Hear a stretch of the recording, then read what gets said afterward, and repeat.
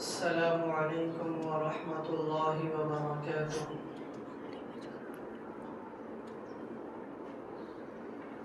الحمد للہ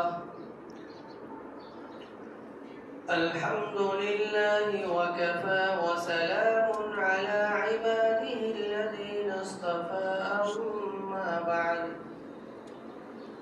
فقد قال الله تبارك وتعالى في القرآن المجيد والفرقان الحميد: أعوذ بالله من الشيطان الرجيم، بسم الله الرحمن الرحيم. إن الدين عند الله الإسلام. وقال الله تبارك وتعالى في موضع آخر: إن الذين آمنوا وعملوا الصالحات سيجعل لهم الرحمن ودا. وقال النبي صلى الله عليه وسلم: المسلم من سلم المسلمون من لسانه ويده، أو كما قال عليه الصلاة والسلام. اللهم صل على محمد وعلى آل محمد وبارك وسلم. اللهم صل على محمد وعلى آل محمد وبارك وسلم. اللهم صل على محمد وعلى آل محمد وبارك وسلم. محترم قابل قدر بزرگوں، نوجوانوں اور عزیز ساتھیوں، اللہ تبارک و تعالی کا یہ دستور رہا ہے، یہ طریقہ رہا ہے، یہ سنت اللہ ہے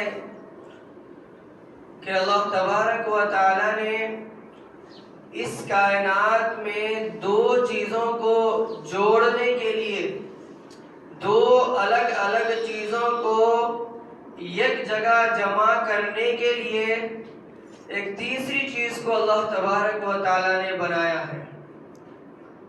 مثال کے طور پر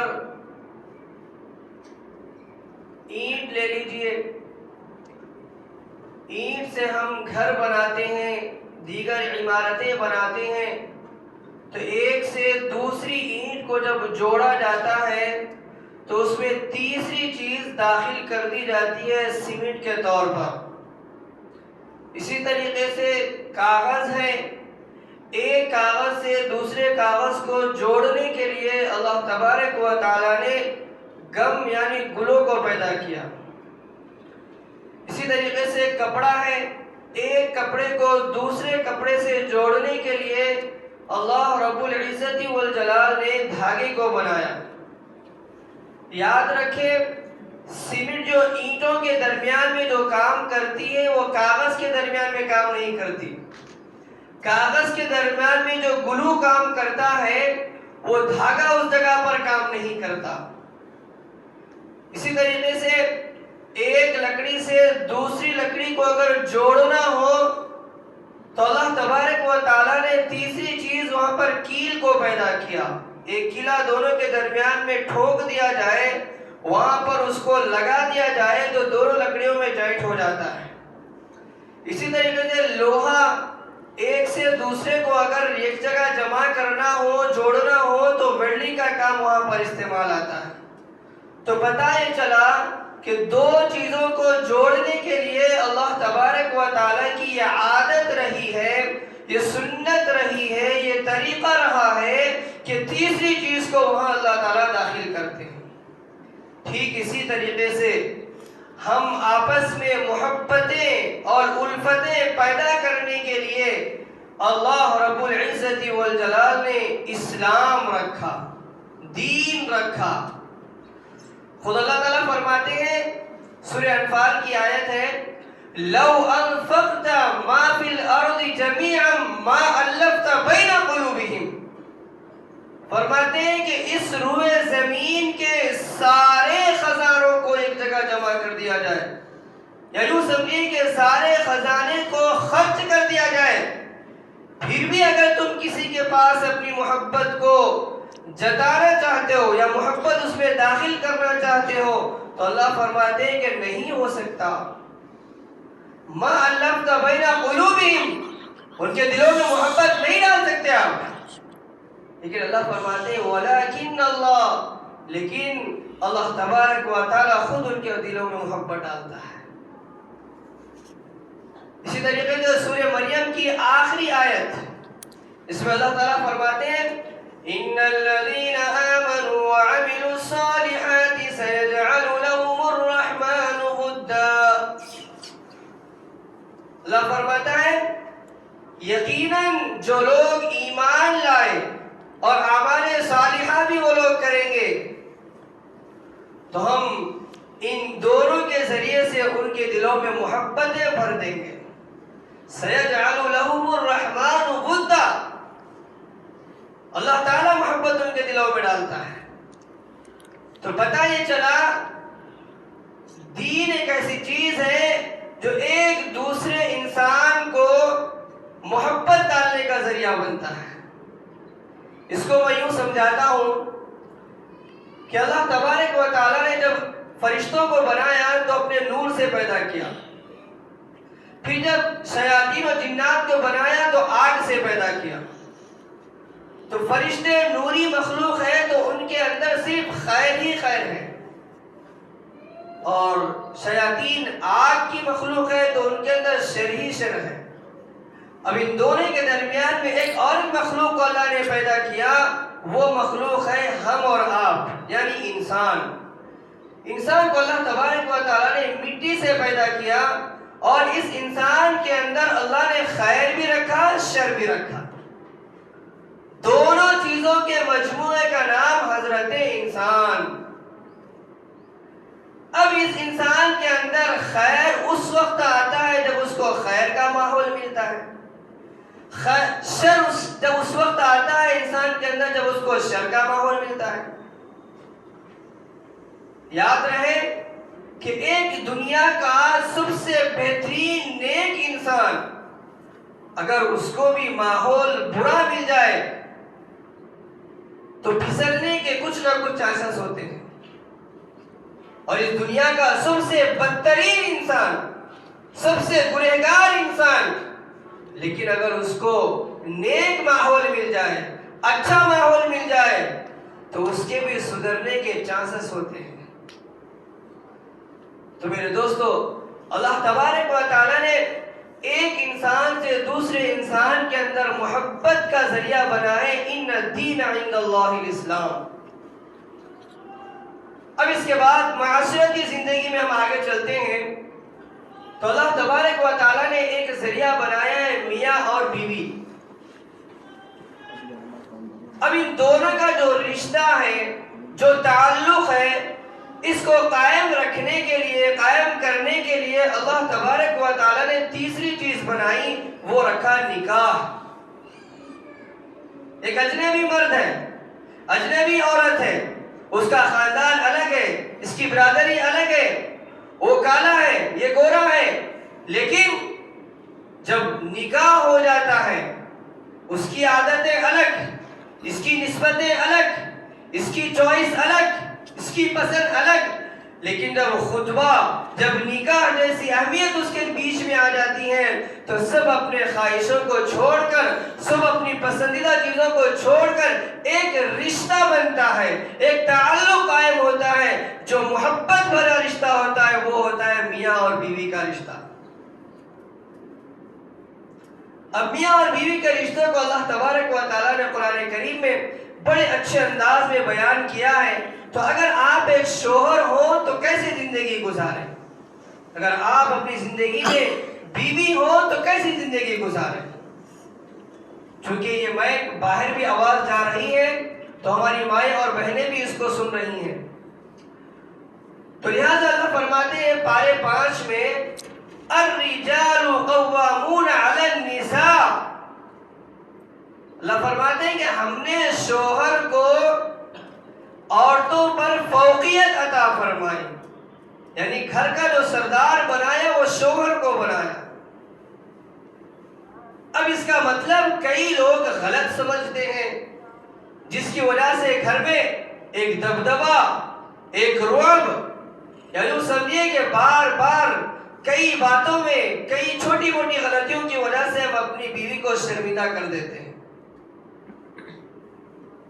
ایسے نظر آتا ہے کہ جب شوہر گھر میں آ گیا تو ایک بڑا شیطان آ گیا، بڑا بھوت آ گیا، جس کو دیکھ کر بچے بھی ڈر رہے ہیں، جس کو دیکھ کر بیوی ایک کونے میں دبک رہی ہے کہ نہ جانے آج کیا بولے۔ لیکن میرے دوستو، اس کے بعد والی، اس سے پہلے والی آیتیں ہم پڑھیں گے تو پتا چلے گا۔ اللہ تعالیٰ فرماتے ہیں کہ وَعَاشِرُوهُنَّ بِالْمَعْرُوفِ،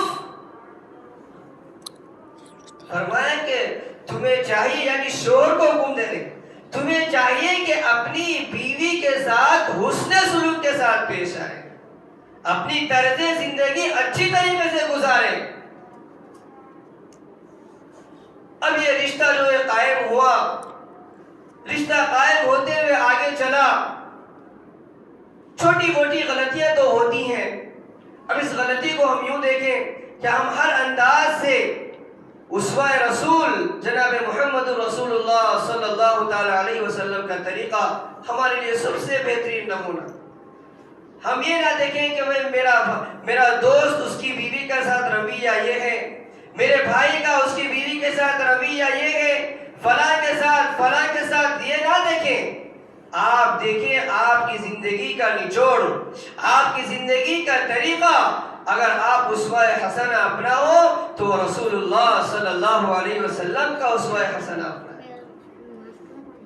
ایک واقعہ حدیث پاک میں لکھا ہے، ایک مرتبہ آقا نامدار تاجدار مدینہ احمد مجتبی محمد رسول اللہ صلی اللہ تعالی علیہ وسلم رات میں تہجد کے لیے اٹھے،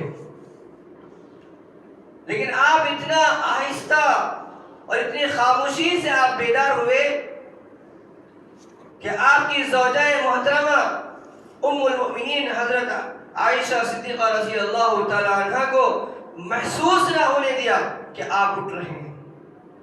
آپ نے اٹھا اور وضو کرنے کے لیے گئے تو اما جان حضرت عائشہ رضی اللہ عنہ فرماتی ہیں کہ آپ بھی جاگ گئی اور فرمایا کہ یا رسول اللہ، آپ ایسے اٹھے اور مجھے جگایا بھی نہیں۔ تو بڑا پیارا جواب پیارے آقا علیہ السلام نے فرمایا جو ہم اور آپ کے لیے، اور فرمایا کہ آپ نے اپنے جوتے مبارک بھی نہیں پہنے۔ تو پیارے آقا علیہ السلام نے فرمایا کہ میں اس لیے جوتے نہیں پہنا ہوں کہ میرے جوتوں کی آہٹ سے، میرے جوتوں کی آواز سے ایسا نہ ہو کہ آپ کی نیند میں خلل پڑ جائے، اس لیے میں نے نہیں جگا۔ تو یہ ہوتے ہیں میاں بیوی کا ایک تعلق، محبت بھری زندگی جس کو کہتے ہیں، ایسے ہم گزاریں، چھوٹی موٹی غلطی کو نظر انداز کریں۔ جب یہی تعلق جب آگے بڑھتا ہے، ہوتے ہوتے اولاد ہوتی ہے، تو اولاد کے تعلق سے بھی پیارے آقا علیہ السلام نے فرمایا جو اولاد نیک ہو، صالح ہو، اچھی زندگی گزارنے والی اولاد ہو، تو اس کے لیے آقا نامدار صلی اللہ علیہ وسلم کا بہترین ایک سرٹیفکیٹ ہے سمجھیے۔ فرمائے کہ جو نیک اولاد اپنے ماں باپ کو محبت بھری نگاہ سے دیکھتا ہے، ایک مرتبہ دیکھتا ہے، تو ایک مقبول حج کا ثواب اس کے فہرست میں لکھا جاتا ہے۔ جب حدیث یہ صحابہ جب سن رہے تھے تو ایک نے سوال کیا، یا رسول اللہ اگر دن میں کسی نے کئی مرتبہ دیکھا؟ تو پیارے آقا علیہ السلام نے فرمایا کہ ہاں، جتنے مرتبہ وہ اپنی محبت بھری نگاہ سے ماں باپ کو دیکھے گا اتنا اس کو حج کا ثواب ملتا ہوا جائے گا۔ اللہ اکبر۔ اور وہ بھی حدیث پاک میں صراحتاً موجود ہے، مقبول حج کا ثواب۔ آج ہم بھی حج کرتے ہیں، آپ بھی حج کرتے ہیں، اور انسان بھی کرتے ہیں حج، انسان دنیا کے مسلمان، لیکن کس کا حج قبول ہے یہ نہیں بول سکتے۔ ہو سکتا ہے آپ کی کمائی میں حرام کمائی موجود ہو سکتا ہے آپ اپنی زندگی میں کسی کا مال ہڑپ کر کے حج کو گیا ہو سکتا ہے آپ کبھی رشوت لیا ہو سکتا ہے کبھی آپ نے کسی کی غیبت کی ہو سکتا ہے آپ نے کسی کے حقوق العباد کی کمی کی ہو اور بغیر معافی تعافی کے آپ نے حج کر دیا تو آپ کا حج قبول نہیں ہو سکتا. لیکن یہاں گھر میں بیٹھے بیٹھائے پیارے آقا علیہ الصلوۃ والسلام کا فرمان ہے کہ محبت بھری نگاہ اپنے ماں باپ کو دے دو, اپنے ماں باپ کو دیکھ لو اور مقبول حج کا ثواب کما. اور یہی اولاد جب آگے بڑھتی ہے تو اس کا بھی اصول قرآن و حدیث میں بیان کیا گیا کہ ماں باپ کا حق بچوں پر یہ ہے کہ اس کا اچھا سا نام رکھیں, اس کو اچھی تعلیم دلوائیں اور وقت آنے پر شریعت کے حساب سے اس کے صحیح جگہ پر نکاح کر دیں. یہ 3 حقوق کو بیان کیا گیا. تو میرے دوستو, آج کا یہ جو عنوان قائم کیا گیا کہ معاشرت کے سنہری اصول, تو ہماری جو معاشرت ہے یعنی ہمارا جو رہن سہن ہے, ہم جو زندگی گزار رہے ہیں اس کو معاشرت کہا جاتا ہے. تو یہ زندگی اسی وقت صحیح ہو سکتی ہے جب ہم اپنے آپ کو, اپنے حقوق کو چھوڑ دیں اور دوسروں کے حقوق کو ادا کر لیں, تو سب سے بہترین زندگی اس کی گزر سکتی ہے. اسی لیے پیارے آقا علیہ الصلوۃ والسلام کا ہمیشہ سے یہ دستور رہا ہے, یہ سنت رہی ہے کہ آپ نے سامنے والے کو کبھی نہ اس کو حقیر سمجھا, نہ اس کو کبھی گرا کے نظر سے دیکھا, نہ کبھی آپ نے کوئی اور نظر سے اس کو کہا, بلکہ اپنا جو حق ہے اس کو ادا کر دیا. اس حق کو دیکھ کر, اس اخلاق کو دیکھ کر سامنے والا مسلمان ہو جایا کرتا تھا. دور کا واقعہ نہیں, قریب زمانے کا واقعہ میں سناتا ہوں. عبداللہ ابن مبارک رحمت اللہ علیہ بڑے اللہ والے گزرے ہیں, بڑے محدث بھی تھے.